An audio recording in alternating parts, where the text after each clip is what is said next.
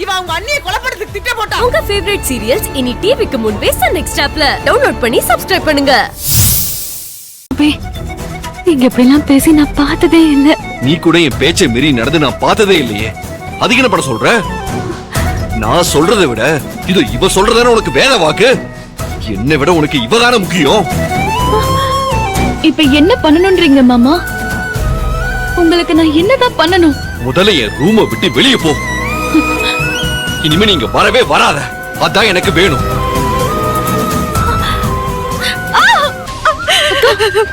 என்னாச்சு? என்ன வலிக்குதா? என்னாச்சுக்கா? சத்யா, இவர் இப்படி சொல்றாரேன்னு நீ கோச்சுக்காது. அதை விடுங்கக்கா. இப்ப உங்களுக்கு என்ன பண்ணுது? ஏய், கைடு. எடுன்னு சொன்னேன்.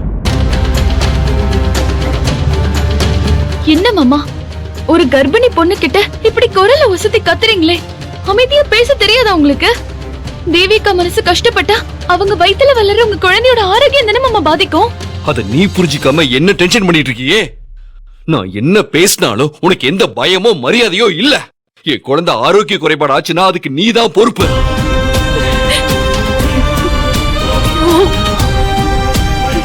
எனக்கு வயிறு வலிக்க ஆரம்பிச்சிருச்சு சத்யா.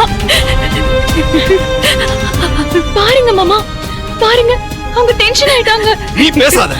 நீ முதல்ல போய்ங்கிறது. வந்துட்டான் பெரிய விளையாட்ட. போன்றல்ல போ. உனக்கு பல தடவை சொன்னாலும் புரியாதா? உனக்கு எந்த முரட்டு பிடிவாதம்? அபி ப்ளீஸ் அபி, வேண்டாம். இவ்ளோ சத்தம் போடாதீங்க. எனக்கு வயித்துல என்னமோ பண்ணுது. அக்கா, மாமா ப்ளீஸ் மாமா, எதுக்கு இப்படி கத்துறீங்க? உங்க மனைவி கர்ப்பமா இருக்காங்க. அவங்க வயிறு வலியில துடிக்கிறாங்க. நீங்க இவ்வளவு சத்தமா கத்துனீங்கன்னா அவங்க பயப்படுறாங்கல்ல. என்ன கலாட்டா இங்க?